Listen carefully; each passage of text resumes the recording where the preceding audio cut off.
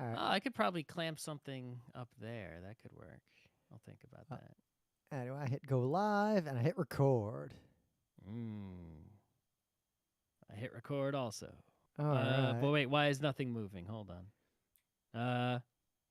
What'd you do? Oh, wait, hold on. I'm talking and the bar is moving. But when I hit record, the R is lit up. I hit record and I start talking. Okay, now it's working for some reason. Uh-huh. Okay. Just delete that WAV. All right. And push okay, it's working. All It's right. recording. All right. Murderbot Diaries. Okay.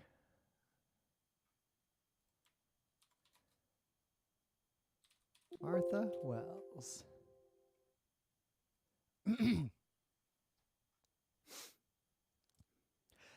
It's Thursday, December 14th, 2023. I'm Rim. I'm Scott. And this is Geek Nights. Tonight on the GeekNights Book Club, we are talking about Martha Wells' The Murderbot Diaries. Just all of them.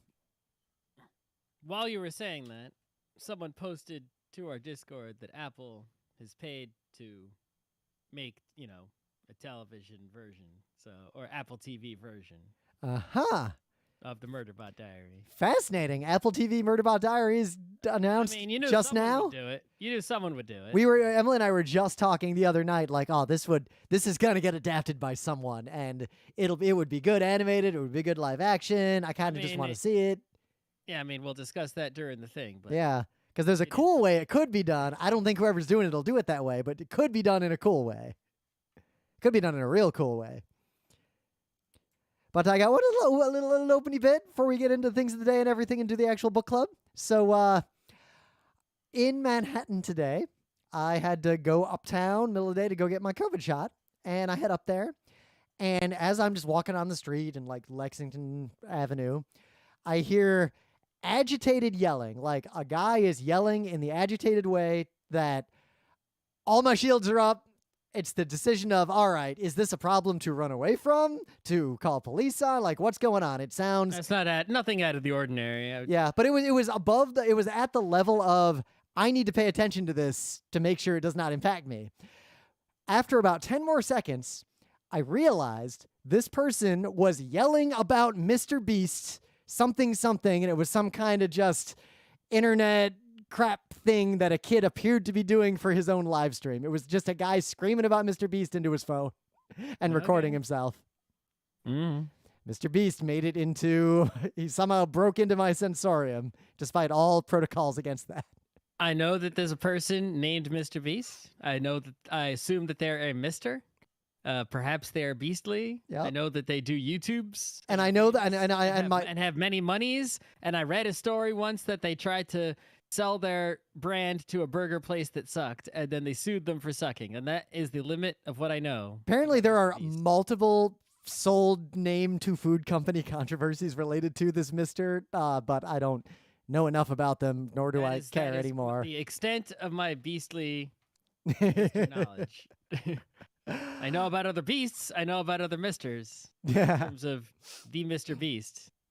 That is the sum total of what I know until I type his name into a search engine, which I will not do. But anyway, things of the day. In the spirit of that, it's the thing of the day from a YouTube channel called Beatlemania. Not Beetle like the band, but Beetle like the bug. And Stag Beetles? Possibly. There's a lot of content in this channel, but the video is just titled, all lowercase, Weevils. And it's 50 seconds long, and it's a delightful little thing. I think it's worth watching. It'll brighten your day, and it's exactly what it looks like it is, and it stays around the right amount of time, but it doesn't overstay its welcome. Okay. So what do you got? So this is website sleepbaseball.com, and it's exactly what it sounds like. Back in the day, I was a person who would I had this mono oral beaker with a headphone cable coming out of it, put in your pillow. And if you turned on something boring like CBS 880 News, you could sleep pretty easily, but you could also get informed in a non-RSS world of 1990 whatever. Yeah. At the same time, it was pretty convenient. Weather's gonna be warm next week, and the news something. Now back to Ollie with sports. Baseball is it can be boring on the radio as long as no one's yelling and excited for a home run or suddenly a really loud advertisement or anything like that. Right? So, you can't use real baseball broadcasts to go to sleep, even if you find baseball to be extremely boring. But what if someone had a fake baseball broadcast where there wasn't a real baseball game? They just pretended to broadcast a baseball game that does not actually exist. And then they were just not excited at all. And they were just like, yep, such and such up at the top of the third inning. It's great because this feels like the kind of thing you could just put on in the background of like a restaurant. Ball one, loving outside. He's tapping his glove. There's something about the patter of the slow parts of baseball announcing, especially the more old-timey it is. So there are 20 episodes of this podcast. I don't know, because I haven't actually listened to it. I don't know how much of it is handcrafted versus, say, machine learning generated. It sounds machine learning generated as I just clicked on it and listened to what the voice sounds like. Yeah. But yeah, there's 20 episodes. It's like Big Rapids Timbers versus the Cadillac Cars, right? It's just like, it's a fake baseball game that someone made up, and you can play it to go to sleep. It's cool. And that's what they say. Baseball radio ASMR. You don't listen to it, you listen through it. That's a good quote. And so that's what it is, the end. The only complaint I have about it is that the voice, at least on the episode I clicked on, episode 20, sounds a little too much like Max Headroom with a filter, which breaks me out of the ASMR and into why is Max Headroom announcing a baseball game?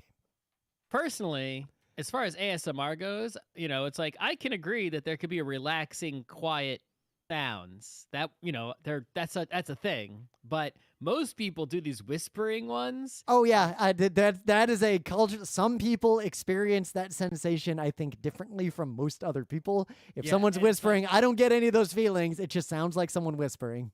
No, it's like, you got to put me to sleep, it's got to be low, quiet voice, not hey, psst, you don't want to have ASMR Geek Nights.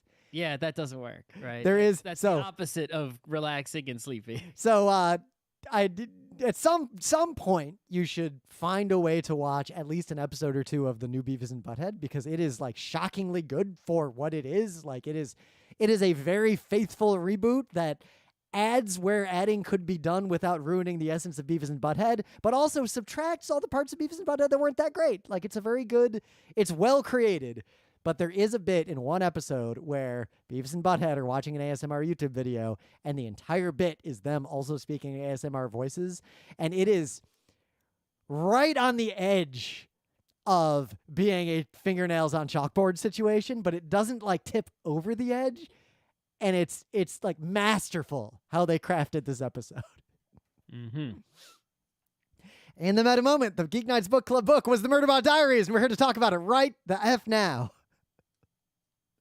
So this was, we're doing the new thing with the GeekNights Book Club where one of us puts up 2 books for consideration, and then it's an I choose you cut where I choose 2 books, and then Scott decides which of the 2 we do, and then we flip back and forth. So this choice had been between Gideon the Ninth and the Murderbot Diaries. It's not I choose you cut, it's I cut you choose. Nah. Well, it depends on what we consider choosing or cutting, because it's I choose you choose. It's the Doge. It's just an early step in the Doge. You and the Doge. But Murderbot Diaries was picked fairly arbitrarily. I feel like at some point I'm going to read Getting the Ninth anyway. But we both read all the Murderbot Diaries basically as fast as we could because they're really short books. And now that That's the first thing you got to know about Murderbot Diaries is that this is the exact opposite of Tale of Genji. Tale of Genji, Yeah. it's like one book took us for fucking ever to read. Yep. Technically, it was several books, so when it was originally published, but it's like took forever, hard to get through. Right? This super new book, right? The oldest novel, the super new novel. It's a bunch of volumes, but they're so short. It's like the first one, I got it from the library. Yep. I went to the park with that one volume. I laid on a bench. This is like after I finished work, like 5-ish o'clock, right? It was in the summer, also it was warm out. And so there was more time before the sun came down, unlike now where the sun is down before work is even over. And I had read the last page of the first book before the sun was down. It's like between work and sundown, whole volume, right? Done. And there's only 7 of them, 8, 7, something. Yep. Well, it depends on how you count, because there's short stories and novellas, and they have kind of variable lengths, but even the longest of them is not that long. And the way they're written... There are a couple of short side stories that do not involve the characters from the book, but only the universe, and they are available. They were like published in like Wired magazine, whatever, and like another anthology. You can find them on the internet for free. Yep. You don't really need to, though. I didn't think there was anything significant in there. But I did read them. And then, of course, the 5th book is actually like 2 to 3 times as large as any of the other books. It's actually like a novel, whereas the others are very much novella. Yep. So that one would take you, I guess, 2 to 4 evenings rather than 1 to get through. Yep. And I found, and I guess, be ready for spoilers, because we're going to talk about these books. It's a book club. We're not reviewing them so much as we're going to talk about them because we read them and we assume you read them too. So if you didn't read all the Murderbot Diaries, well, like, you're going to learn some things about the Murderbot Diaries, and you might not know necessarily what the heck we're talking about. Yeah, it's like we read 7 or 8 books, and we're going to spend a very small amount of time talking about ebook things, and then the spoiler line's going to come up fast. Yep. But I will say, these are not the best books ever written. They're not the best sci-fi ever written, but in terms of reading them right now, they were thoroughly enjoyable, to the point that if another one was out, I probably would just start reading it without even thinking about it. Right. If the other, one did just come out, and I read it immediately. I finished it like... I did read it immediately. But I would say that, not the best thing ever. The quality of some of the volumes was, it wasn't, none of them, I would say, were like, it's hard to even say one was the favorite one, because there was a lot of sameness going on a bit there. After a while, I think probably actually the first one is probably the best one, right? Because things are new and fresh.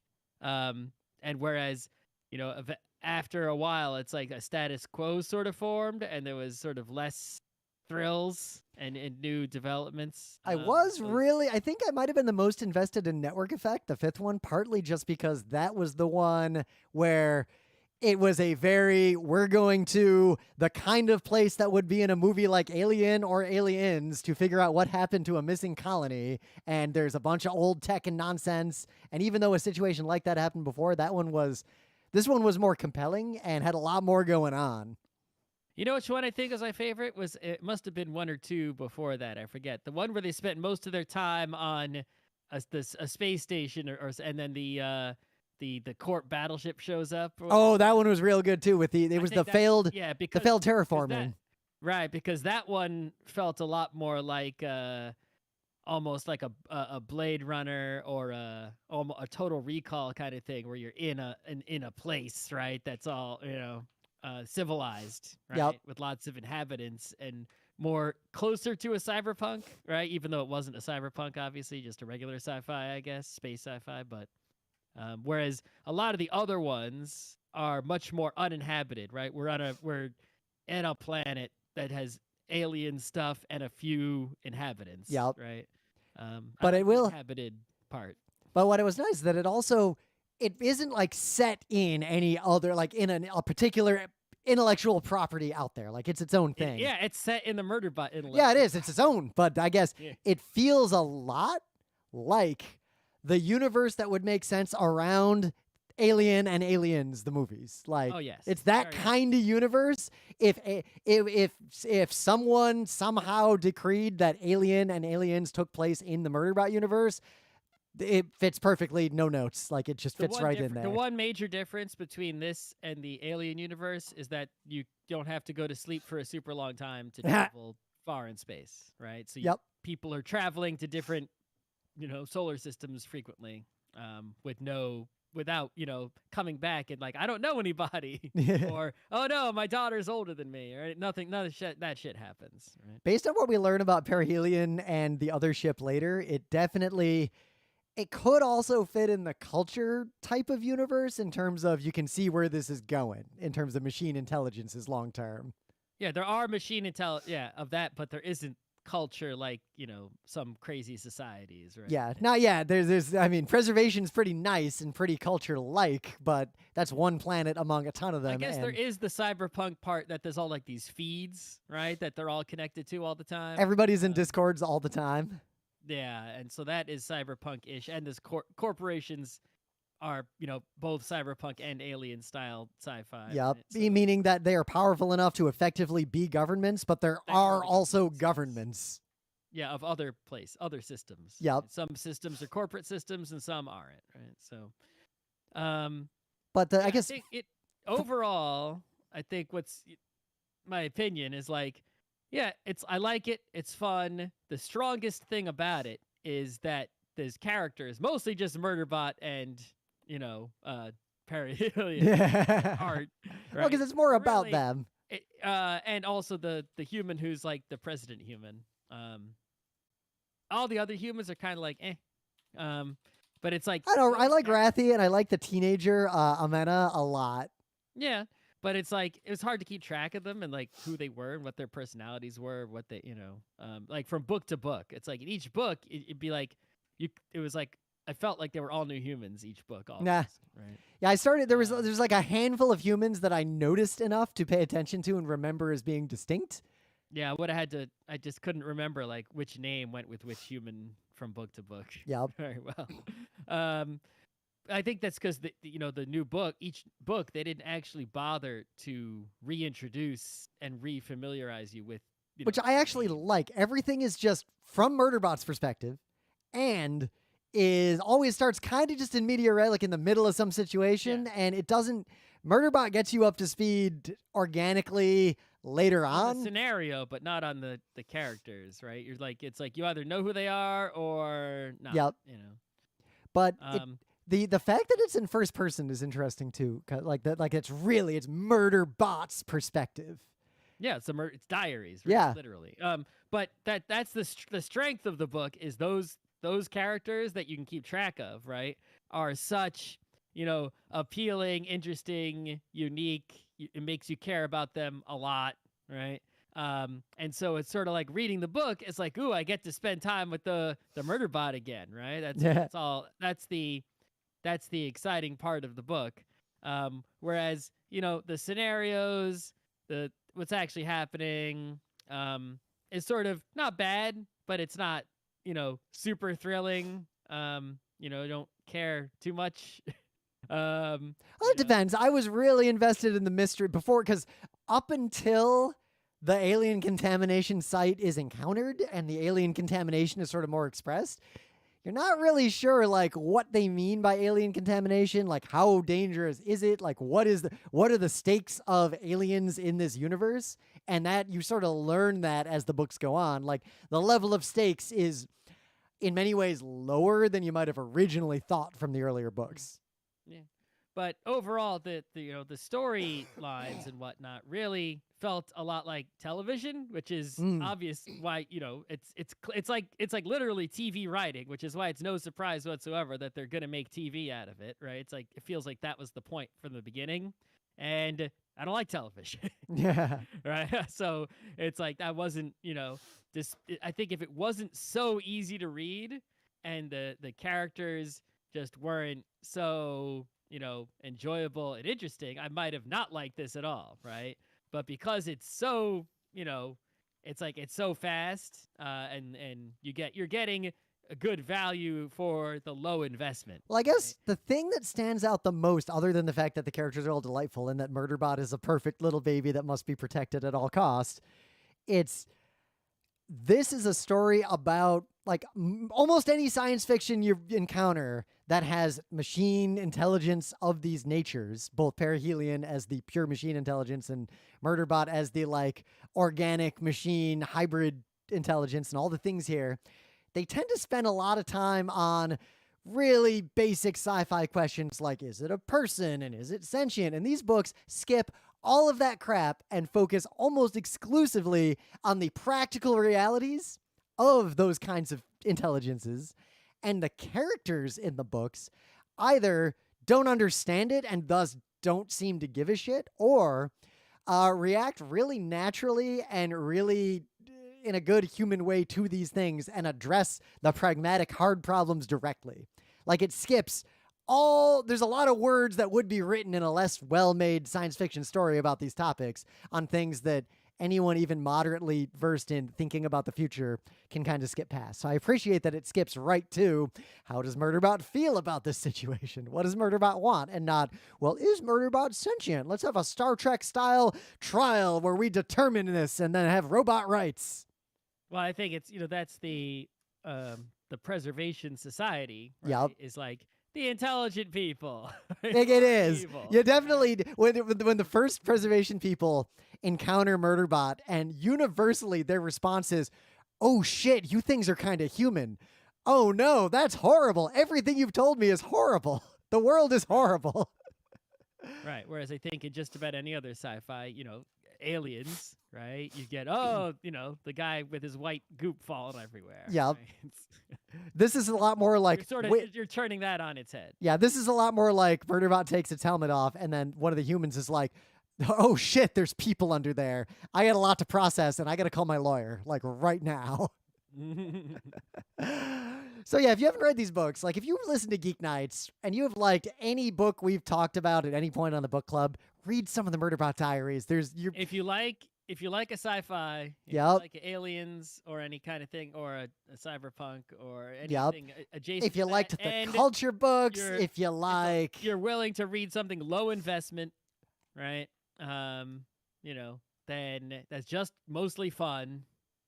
Then this is good. If you're looking for something that's, big brain, It's not going to blow your mind unless you haven't thought much about this. this. It's not gonna. If you're looking for, the sci-fi that makes you have a think, right? And where you close the book and like you're staring into space. That's not this. Yeah. Do that. Unless you've never encountered any of these ideas before, but I feel like you have if you're listening That to would Geek be Nights. strange. So yeah, super spoilers because I think we want to highlight interesting specific bits that happen. I mean, most of it is I still don't believe in spoilers, but that's not the topic of the day. But this is mostly a, like I said, television. So it's not really challenging the reader with, questions of philosophical or existential nature. It's like Murderbot's like, here's how I feel and here's what I'm going to do. And you're like, right on, Murderbot. And the humans Right. are like, here's the law thing we're going to do. And you're like, that is the morally correct thing to do, humans.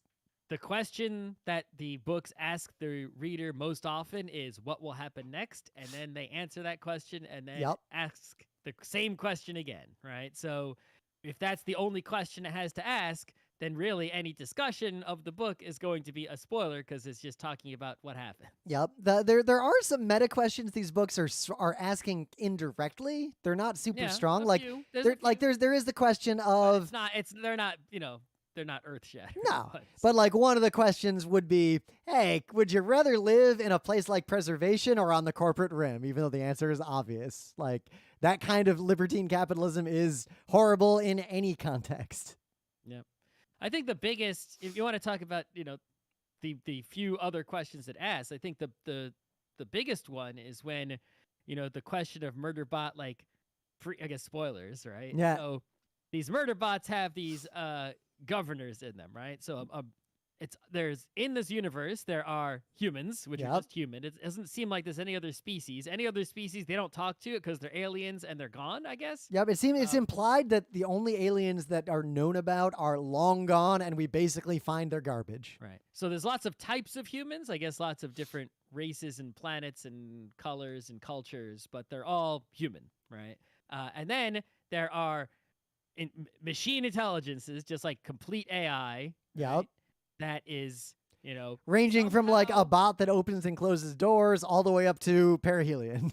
Right. So it's like an entire spaceship that is conscious, but it is not completely AI because like it needs like it doesn't have like feelings. It needs like there's scenes where like it needs to use a human to understand, and it's like when it wants to watch a movie, it needs to use Murderbot or a human to like filter so it can figure out what feelings it's supposed to be having while Yep. watching it. Well, right? that's something that I think was very well portrayed of different types of sentiences, including human ones, are portrayed differently in a noticeable way. And that matters to the story and to the character development, but it's also portrayed well. It's portrayed in an interesting way. Then you've got more simpler AIs, which are like even lesser than like Star Wars droids, but similar, and that they have an intelligence, but they're mostly task oriented. And it's like you can talk to them. They kind of have something going on, but they're mostly do the thing. So like a lot of them are like shuttle pilots or garbage collecting robots, stuff like that, right? Mhm. Then you've got just computers that aren't intelligent, like drones, which are just like it's clearly there's computational power in there, but it's just a device you're using, right? It's not and then you've got the constructs, which is what Murderbot is, right? Which is, yes, there's a lot of computer in there, but it's also a person. It's sort of a cyborg, right? Yep. It's strongly implied, but I don't think it's actually explicitly stated that they are created from basically human DNA to make human brain and neural tissue structures. I thought it was just like they took a human who was dead or like severely wounded. Well, that's it. It die anyway. The books don't actually explicitly say. It is heavily implied that they're made, but I was 50-50 on I kind of assumed that we were going to find out it's a RoboCop situation or a RoboCop adjacent situation. It's basically that's exactly what it is. But Murderbot it is implied several times that the organic stuff might just be grown, and we're not sure. It's possible, but it's like this one book where it's like Murderbot basically has your main character always has to have mysteries of their past. Right? Yeah. Right. So and especially Murderbot, who has no memories from before being a Murderbot. And has, by the way, perfect memory while being a Murderbot because it's digital memory. So it can remember basically anything it wants to and delete memories it doesn't want to have. Yep. And as much as its storage can hold, which is, I guess, effectively infinity. It seems, at least. So, but before it was Murderbot, it doesn't have any memories. But, there's two mysteries where there was, Murderbot, like, I guess, had its memory erased because it was bad. Yep. And Possibly several times. We don't know because Murderbots, sec units are just disposable and used that way. Right. So it seems that there was a mystery. Murderbot did a thing that it was forced to forget, but then it managed to recover that memory in one of the books, right, and figure out what happened. But then in the most recent book, the newest one, they're like, Murderbot has like a flashback but it's like, that's not a memory. What was that? And Murderbot's all messed up about it. But it's like, you're pretty sure that's a memory of the human part that was from the before times. Yep. Though it is also implied that it could be a trauma reaction and Murderbot is experiencing some form of PTSD from the events of all the other books we read up to that point. Could be. But, which would be cyclically nice because early on, you've got the situation where Murderbot is trying to convince Mensa, like, look, you're a human and you need to go get counseling because you were effed up by what happened to you. And I know that my Wikipedia tells me you need counseling for that. And Mensa's like, you also need it. And Murderbot's like, no, I don't. And then as time goes on and Murderbot recognizes it is in fact a person, but not a human, which I think is an important distinction, eventually Murderbot's like, shit, I guess I got to go to therapy too. Yeah, it's not like Ghost in the Shell where a cyborg is like still... like it was a human, still is a human, right? And it just happens to have all these, various differences because of the mechanical body it has. This is like, yeah, kind of, sort of not a human, but also kind of a person, right? But I think the biggest question that comes from this is not so much Murderbot itself, but these sec units, which are given, great amounts of physical power, right? They can Yep. murder tons of people, which And is why controlled via Murderbot- basically nothing more than automated torture to keep them in line. Right. They have these governor units installed in them by the corporations that produce them. So an evil corporation produces sec units made out of people and robot, right? They make RoboCops, but to prevent the RoboCops from doing whatever they want to do, to keep them under control and to be able to rent them out so that they can provide their security services to clients, they put a governor in there. And the governor makes sure that this, if it was entirely a robot, then they wouldn't need the governor. But it is partially human. So to prevent that partial human part from, say, shooting its corporate masters with its weapons, Yeah. the governor basically controls it, right, in various ways. It has to follow orders that the humans give it. If it goes too far away from whoever's currently controlling it, it just dies. It can, right? It has a governor in it so that it can be controlled, even though it's partially biological. And so Murderbot in the first book has basically hacked its governor module so that it's free. So it can watch Netflix. So it can watch Netflix instead of, in addition to, but it keeps doing its job for a time at least. And then eventually in a much later book, book 5, Murderbot, I think the big book, 5, Yeah. right? Murderbot frees another Murderbot and teaches it how to hack its governor module. Yep. That was a Right. great tense bit of stuff with 3, because you basically Right. get, all right, Murderbot 2, I guess, in this scenario, unlocks this other one and basically says, look, buddy, here's my life story, and here's how to hack yourself. Please don't be a serial killer when your governor stops working, Right, and so then you just have pieces no out. idea. It's right. It's because all the basic humans, regular humans, basically the regular humans are mad weak, right? And you're in space, which is already dangerous. Yep. And sec units are way powerful. So it's even though it is a sec unit, it's other sec units are really strong and kind of scary. Right? Yeah. And so the only thing scarier is the combat units, which is military equipment, which you don't. Which is You know what it's only like the found difference in, between, one it book. Ghost in the Shell? It's the difference between someone with the power level of one of the main characters from Ghost in the Shell versus the military guy in the power armor with the mega cannon on his shoulder. Right. But, it's Bato is still insanely dangerous, even if he's not a Yep. military guy. Murderbot feels very Bato level of power, actually. Yeah, basically. But it's super dangerous, these things. So even though you are a sec unit, setting another sec unit free, even though it worked for you, it's that's really sketchy, right? Yep. Well, So- it's interesting because it is sketchy because they don't know, but there's definitely a theme in these books because 3, of course, turns out not only fine, but also has interests as soon as that governor's turned off. There's there's the comfort bot that was freed that we didn't see again yet that did something.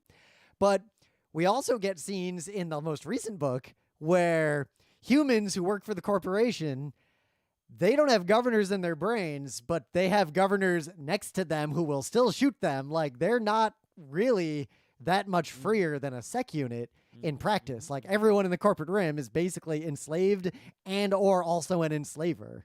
Right. But I think that is the most interesting question that's sort of asked by the book is hey, if you've lived this life where you're human, you're a person, but you've been doing this thing, you've been basically enslaved to be a security murderer, right? Not an assassin, not a military, but just a security murderer. Yeah. And then suddenly you're freed, but it's but you've never really had feelings or emotions before because you've been in, sort of your brain's been locked into this mode. Yep. Whatever thoughts you robot have, mode. you can't act on them or else your brain shocks you. Right. It's so if you are freed or you figure out how to become freed, it's what do you do? How do you don't have a family, you don't have a history or a culture, you don't have anything. Yep. Right. But what did So Murderbot have? A bunch of base heuristics of Murderbot didn't want the humans to die and would try to protect the humans. Has a threat assessment module. I could use a threat assessment module. I wish I had. That'd be very useful. Very, very useful. That one of my Use favorite one of scenes in the those. most recent book is the whole bit where Murderbot threat assessment module spikes, and Murderbot's like, "Why is it spiking? Nothing weird is happening." That I think. Well, that is yes. That was a great scene. But I think the threat assessment module is actually a commentary on human anxiety. Right? If you look, humans in the real world, most often, even Well, me, look about my opening bit from this morning. Behavior of another human around me, my threat assessment module spiked briefly while I had to no reason. decide, like, all right, what's this situation? And then I realized it was a Mr. Beast thing, and then it went back down to 0. How many people in the real world, their threat assessment modules are mostly fuck the fuck up, right? It's like very few people. Like I think mine is more accurate than the people I know, but even still, it's not perfect. Here's a It's very not very even specific close. example. We ski a lot. That's the thing we do. The biggest, if we're going to go to Colorado to ski for a week on big skiing, serious threat mountains, assessment module, red alert. the cab ride to the airport on the ski trip is more dangerous than all the skiing combined. That's true. Yep. But if you ask a random person what's the most dangerous part of that trip, they're going to point at the giant ski mountain and the blades on the sides of the skis. I don't want to do either one, but but you get the idea, right? So this robot, bot person thing, right? Construct has all this trauma and issues, and it's messed the hell up, right? Doesn't even know what it is. Yep. But it has a threat assessment module that sometimes doesn't listen to it or tells it to turn off or stuff. Yeah. But it's actually extremely accurate. So that's sort of like really if you had that, it's like that's what allows it, I think, to hold itself together in a way, right? It's like if it was as inaccurate as a human one, Murderbot wouldn't have made it, I don't think. Well, I think Murderbot is a physical construct too. Its power is mostly that as a machine, it can think a lot more, a lot faster, and it can move and react a lot faster. There's a lot of scenes where it sends data to the feed and then ignores the humans and turns off the inputs to focus on something for what feels like a long time, and then we'll have a note like, the humans finished reading my report, and then pay attention to the humans again. You get the impression this was over the span of 10 seconds. Yeah, it's the book does an okay job of showing that it's how fast, because it is a computer brain, right? It's very much like the entire world is moving in slow motion whenever you're in Murderbot's head while Murderbot's thinking about stuff.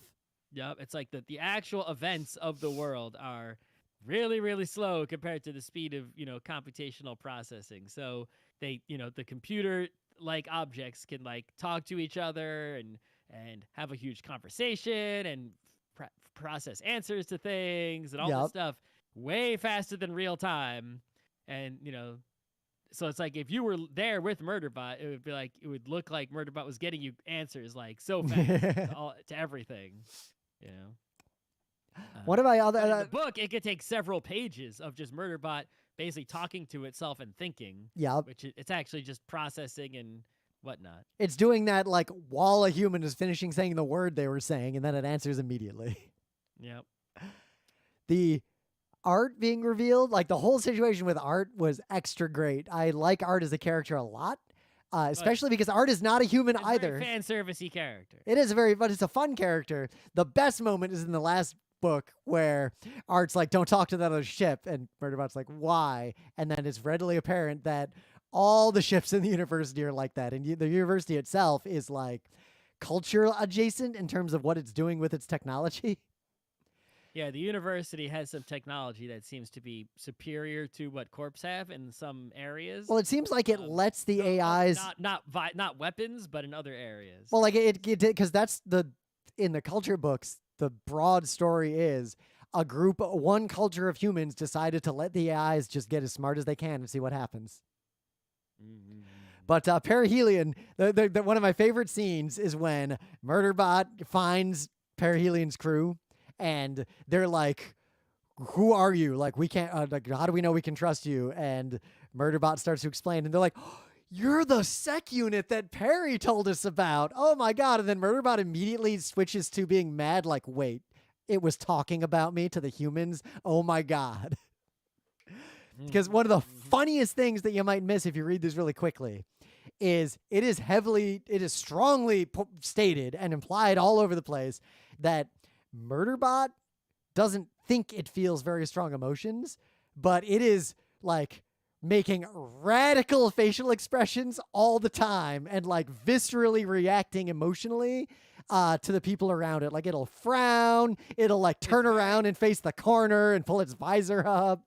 It's very embarrassed of like just existing. Right? Yep. It's like usually a human is embarrassed to like, do something foolish in front of a crowd or something like that. Murderbot is like, embarrassed to basically show any humanity whatsoever. Right? It's like it wants to just, be left alone. It loves to watch media, right? Especially in the early books. Right. But it doesn't want anyone at all, to see it having any kind of feeling in any way, shape, or form. It wants to appear, as it always has, as an emotionless security robot. Right? Yep. There's that scene early on where all the humans are like, "Oh my God, they RoboCop you. That's fucked up." And Murderbot is like, just puts its visor down and then turns around and faces the wall, and Mensa comes in the feed and is like, "Stop bothering it. You're making it uncomfortable." And then Murderbot feels even worse. But there's also that great moment where those two groups come together and the preservation people and the university people, like they finally meet, like that situation's resolved, and they're both like, "So we hate the corporate rim a lot. I think we are now allies. Let's share technology and fuck up the corporate rim." University like, "Yeah, we've been terrorists against them forever." Yep. I think it was like I think the preservation people are just sort of like, "Hey, we're doing our own thing, and the corpse can't touch us really. We're doing okay over here." And the university is like, we have been fucking them up actually. And preservation's like, "Oh, we didn't think that would be successful and worth our resources. But if you have shown a track record of success on your own, well, we will invest." It does help that in these books, the human characters generally make plausible, reasonable, often very smart decisions, which I like. Well, the ones we're with. Preservation and the university. I mean, those kids who sold themselves into corporate slavery definitely were not making good decisions, as Murderbot constantly pointed out. No, not at all. Yeah. The building the PowerPoint in the most recent book was also a very I actually saw that one coming. I was like, they're going to propaganda the way out of this. And then like 5 pages later, I was like, wow, I saw that coming. Because how else are you going to do it? Like, that kind of situation is hard to resolve. Yep. I think I figured out as soon as you saw that found the old media on their server. I was like, oh, they're going to give them media to convince them. Well, especially there was the moment when the one corporate who was the leader who then got betrayed. It's clear that she's looking at a camera and not at Murderbot, but Murderbot doesn't pick up on that right away. And the threat assessment in that situation, that was all a really good scene too. But it highlighted how even all these very smart people can miss something obvious. Like, they're not perfect. They're just humans.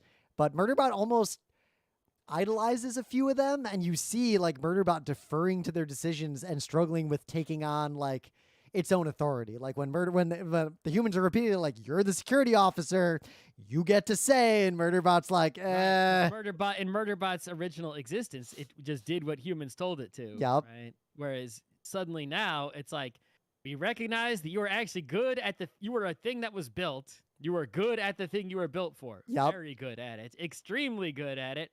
Therefore, not only do we want you to continue to do the thing that you are very good at, that you have agreed to continue to do, we want you to decide on your own how to do that thing. Yep. Not just take our orders, because we will give you stupid orders because you know better. Also, your brain is a computer brain. Why would I want a human brain? It is a very nice portrayal of that idea that what did Murderbot always express that it wanted for all its time with the governor? "I wish I could stop the humans from doing stupid things." And now the humans are like, "All right, Murderbot, prevent us from doing stupid things. We're all ears." And Murderbot's like, "Well, shit."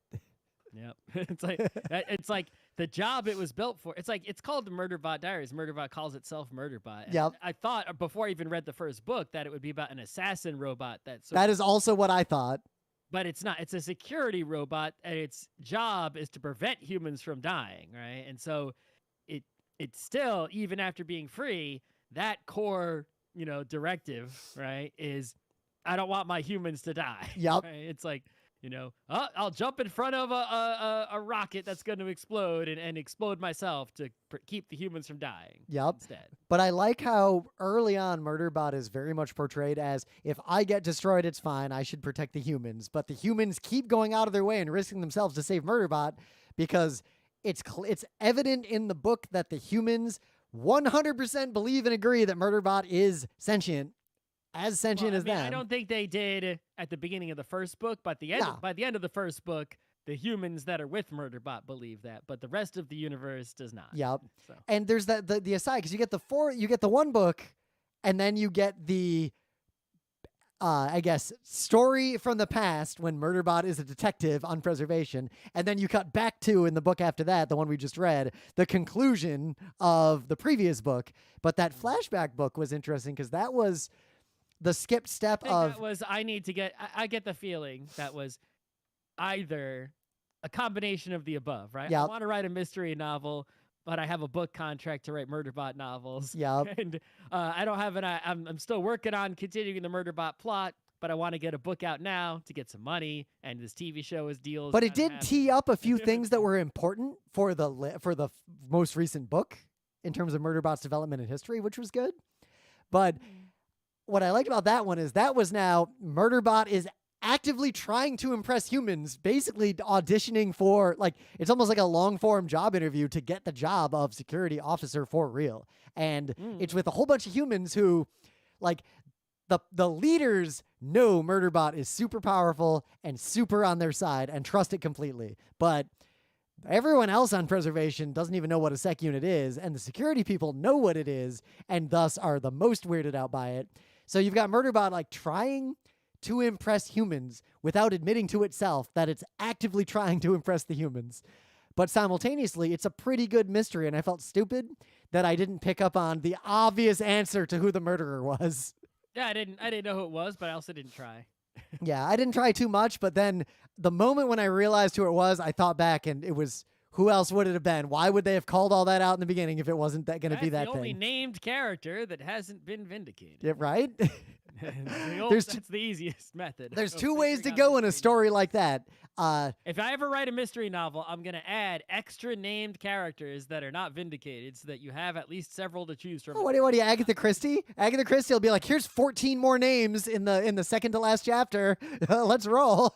You can't add them that late. You got to add them early because the earliest ones that you stop hearing about are the most sus. You got to have you got to add like 6 in chapter 1, and then 4 of them you never talk about again. So at the end of the book, it's like it's gonna be one of those 4. You got a 25% chance. Haha! It was the name from chapter 2 instead. I fooled you with my double swap. So Disco Elysium has a thing, and this is a spoiler because I don't have to reveal the details. But there's basically a line that's really good that's summarized as, you have to exhaust all the observed possibilities. If you've exhausted all the observed possibilities, you have to entertain the idea that there is something far larger going on that is outside of anything you have looked into to this point. Like, you've got to consider the wild bullshit if every plausible thing is already accounted for and isn't the problem. Because, but yeah, that book was just, it was great. There was all these funny little scenes where, like, Murderbot does something super competently because it's been outside in the real world even a little bit. And even the security people in preservation are like, whoa, you just punched that guy. Like, whoa, how'd you figure that out? How'd you open that door? What do you mean you hacked our security cameras? All right, yeah, I do like the drone thing where it's like, there's these, I guess, I can't really picture exactly what they look like. Like, sometimes it seems like they're really small, but sometimes it seems like they're actually kind of big. But I think they're just radically, widely, all different in scale. And I like the environmental storytelling of, because they're not really characters. Most of those little drones and bots, like, aren't really sentient. They're just remote flying cameras and sensors, scanner things. But basically, it remotely controls these flying drones that go all around, and so now basically Murderbot knows what's happening everywhere. And like if it goes someplace and it doesn't control the security system there, so it can't see the security cameras, well, it has its own whole system of flying security cameras, so it can monitor a space, right, or explore and reconnoiter a space, and it basically is using these things constantly. And it's constantly talking about like every other page, like, how many drones do I have? Oh no, I'm down to 2. It's just nonstop drone talk. Like, I think if you cut out all the sentences about drones, the book might be like 10% shorter. That's how much of these books is like, what's Murderbot seeing on the drones? What's the current situation, right? Yep. Or how many human conversations that happen in the book, because it is a diary, are just Murderbot spying on some humans talking, or not spying, just watching on a drone. The accidentally hearing what sounds like a confrontation, but it's about sex stuff, and the other human is like, you don't want to know what they're up to, and then Murderbot goes to look and then really wished it hadn't. Yeah, Murderbot is has no gender, and is like as asexual as possible, right? Yep. Like it wants nothing. I guess no touching. Touching. It does not want anything to do with anything sexy of any kind whatsoever, which is the exact opposite of most. But some of the best scenes in all of these books are honestly Murderbot and Art interacting with each other, because I've got Martha Wells, to her credit, has written in those scenes 2 very non-human characters having very naturalistic interactions with each other as very non-human characters. Like there's a bit where Art explains the whole, like, I need someone with like meat bits to help me understand the emotional context of scenes. And up to that point, Art is portrayed as like this all powerful, in like super crazy intelligent computer intelligence thing. But yet when they're deciding what media to watch, it's also kind of phobic about anything that has realistic portrayals of the crews of ships being harmed in any way. And it needs like a content warning on humans getting spaced out of ships. Mm-hmm. Which fits very with Murderbot is afraid of humans dying, partly because of its history as a sec unit. Perihelion is afraid of, what if my crew wasn't inside me anymore and died, because its role as a ship is having humans inside it and protecting them. Mm-hmm. And I guess beefing with all the other ships that it doesn't get along with, and it kind of is an asshole compared to the rest of them. One other just slightly memorable thing that I guess, I've read 7 books. It's like so much stuck in my brain, right? Well, this one thing stuck in my brain. There was a scene in the book I liked the most, like where it was very civilized and they were on that space station or whatever. Yeah. Where they're in like a hotel, and it just casually mentions how, oh yeah, the hotel rooms are cheap because they spy on every single conversation in the lobby and collect all that data, and that's how they make the money. And it's like, that's just, it's not a, subtle commentary on the state of the current world. Right? Yeah, I mean, you want to get into that? All right, this really is this blunt commentary. These books are deeply ethically opposed to non-consensual advertising and shitification, unregulated corporations. The scene because Emily read a little bit ahead of me at first, the scene where Murderbot encounters the ads in the feed that are getting in the way of the security notifications, you get like 2 paragraphs of Murderbot being pissed at the concept of advertising. Like, how dare they misuse this protocol? This is bullshit. What's wrong with these fucking humans? Oh my God. And all the media sharing is straight up piracy. Yep. Just Discords. Murderbot gets anywhere. There's a lot of scenes where people are watching videos on, and there's 0 scenes where anyone's buying them. Yep. But you also... It's funny for a thing that was optioned to be a TV show. But you also, like, if you read into this a little bit, the way a lot of this is portrayed, you get... It's not just like anti-advertising and anti-shitification and everything. It actually, like, the book sort of addresses the idea that most people in the real world, if we read it as an allegory for the real world, are not actually free in how they want to act, because there are societal governors and monetary governors and things in their way. Because look in these books, most of the humans, unless they live in a very special place, are controlled. All the robots and all the other machine intelligences, they also have leashes on them. But yet, whenever the authority that they don't care much about is not there, or hasn't written the rules strictly enough. Like all the robots are passing media around. Like all the robots, if Murderbot like breaks protocols by asking a bot, "Hey, would you open this door?" And the bot's like, "Boss isn't watching. I don't give a fuck," and just opens the door. Yep. Is also you never see anyone, I think, other than the preservation people, where there's no even the highest up corporate people you see are on a leash of some kind, right?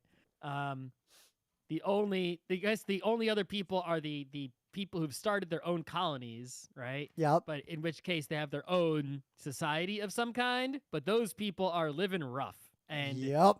they're all alone on some planet somewhere, reliant on terraforming systems or automatic farming machines or... Yep. And what do you do? Do you play that out for 400 years? Corporations can come at any time to enslave them, or they could just be messed up by alien remnants or disasters. I mean, the only reason the Barat Estranza, I forget that the corporation names are very Barish Estranza, because Grey Chris was the first one that got destroyed.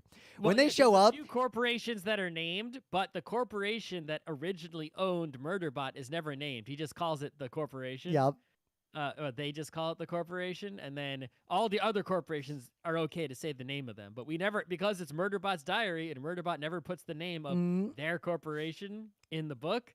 You don't know what the name of that corporation is. You assume it's Weyland-Yutani, but yeah, it's definitely a Weyland-Yutani kind of thing. It could be Microsoft. It could be anybody. But yeah, these books are solid, like high tier, but not like S tier for all time science fiction that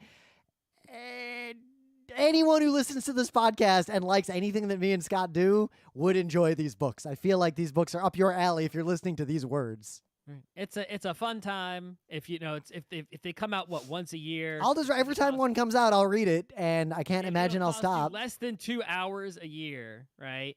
To read one of these, it'll be enjoyable, and then you can forget about it again for another year, and then it'll be every now and then you'll just be like, "Oh boy, a Murderbot! I forgot about that," and then read that book instantly. Yep, that's and I think that's the exact right amount. Like I don't know if it's gonna even if they adapt it as the TV show, because it is basically a TV script. Right from that. That's what it is. Even if they adapt it perfectly, which won't be difficult, it's like, do you really want to sit there and watch this for hours and hours? I think it'll be actually faster to read a volume than to watch the episode. Well, that's where I have zero one, I don't know if this would work or be terrible. And two, I have zero confidence that anyone would be willing to try it, especially because transmedia and second screen had a big collapse in the media industry. Like it never really panned out the way they wanted it to. But you could theoretically, this would be a show to make where you have what's happening on screen, but you have effectively the Discord feed also playing in parallel, like either on your phone or on the screen in some way. I'm not trying to speculate on how to make that work because that is an art, but I feel like this is a work that would benefit from that, or at least this is one you could attempt it with.